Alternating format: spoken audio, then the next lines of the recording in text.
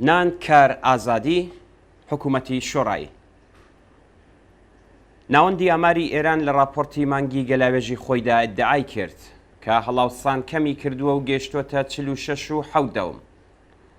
تجارەت نیوز لە درێژەی ئەو هەواڵەدا نووسیوێتی کە دابەزینی هەڵاوسان نەک هەر بەمانای دابەزینی نرخ نییە، بەڵکو تەنانەت نرخی هێندێک کەلوپەلیش بە شێوەیەکی بەرچاو بەرز بووتەوە.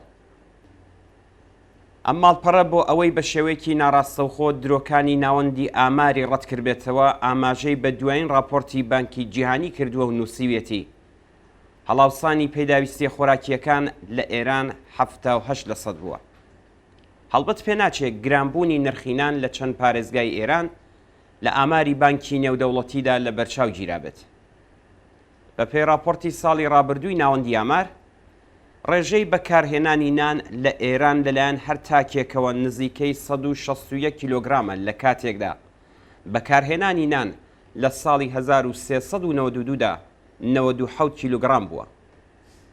راپۆرتەکان ئەم زیادبوونەی بەکارهێنان دەگەڕێنەوە بۆ کەمبوونەوەی کاڵاکانی تر لەوانە گۆشت و شیرەمەنی و پرۆتۆین و هیتر لە سەبەدی بنەماڵەکان لەم ساڵانەی دواییدا. لەگەڵ بەرزبوونەوەی نرخی کاڵا و پێداویستیەکانی خەڵک، ژمارەی ئەو کەسانەی لەژێر هێڵی هەژاریدا دەژین زیادی کردووە و بەردەوامیش زیاد دەکات. کاربەدەستانی ڕەژیم دانبەوە دادنێن کە 50% خەڵکی ئێران لەژێر هێڵی هەژاری ڕەهادا دەژین.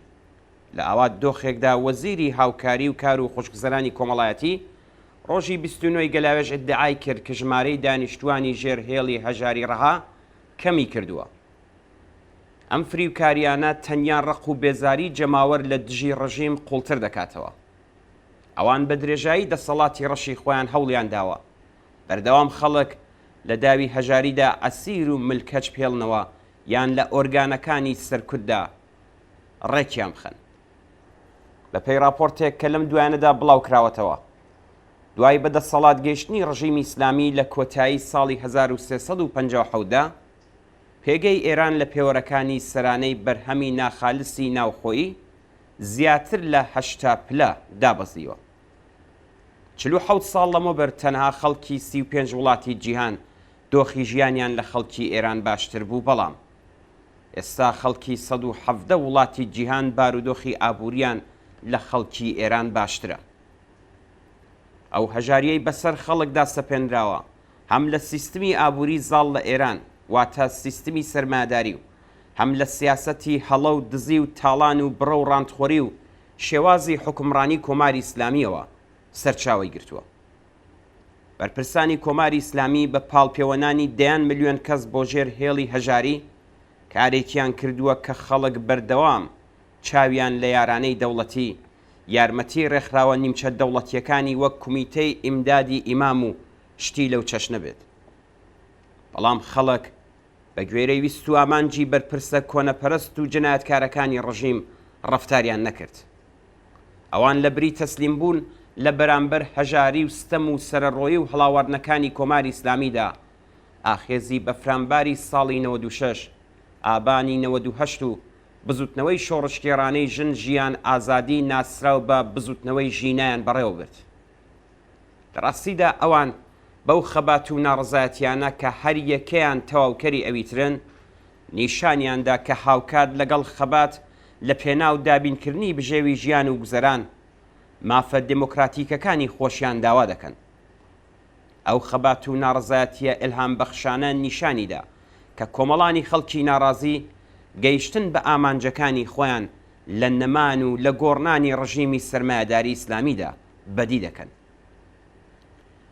کۆماری ئیسلامی بە پێی سەرڕۆبوونی سروشتی خۆی کۆمەڵێک ئەشکەنجەگەر و دز و لات و چەقۆکێشی بەسەر چارەنووسی خەڵکدا زاڵ کردووە. بەبوونی ئەم تاقمە خەڵکی ئێران ڕۆژ بە ڕۆژ زیاتر لە داوی هەژاری و ڕۆژڕەشی و ستەم و سەرڕۆیدا گرفتار دەبن. ژنان و پیاوانی تێکۆشەر و شۆڕشگێڕ بڕیاریان داوە و سوورن لەسەر ئەوەی کە بە شۆڕشی ژینا ئەم ڕژیمە و تاقمە دز و گەندەڵ و نەریتەکانی بخەنە زبڵدانی مێژووەوە.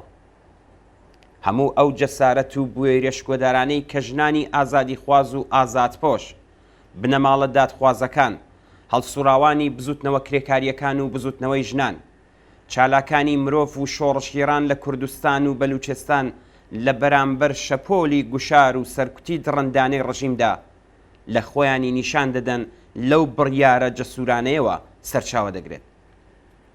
ئەم شۆڕشە توانایی و پۆتانسیێلی ئەوەی هەیە کە بە گرتنەبەری تاکتیکی دروست ئامانجەکانی خۆی دەستەبەر بکات. نابێ ئەوە لەبیر بکرێت کە بزوتنەوەی ژینە شۆڕشێکی سیاسی و کۆمەڵایەتیە و مۆری پێداویستیەکانی سەردەمی خۆی بەناوچاوانیەوە دیارە. ئەم شۆڕشە خەریکە ڕەگ و ڕیشە کۆمەڵایەتیەکانی خۆی ڕۆژ بە ڕۆژ بەهێزتر دەکات. قۆناغی یەکەمی ئەم شۆڕشە بە دروشمی جەماوەری وەک ژن، ژیان، ئازادی و مەرگ بۆ دیکتاتۆر ناسرا.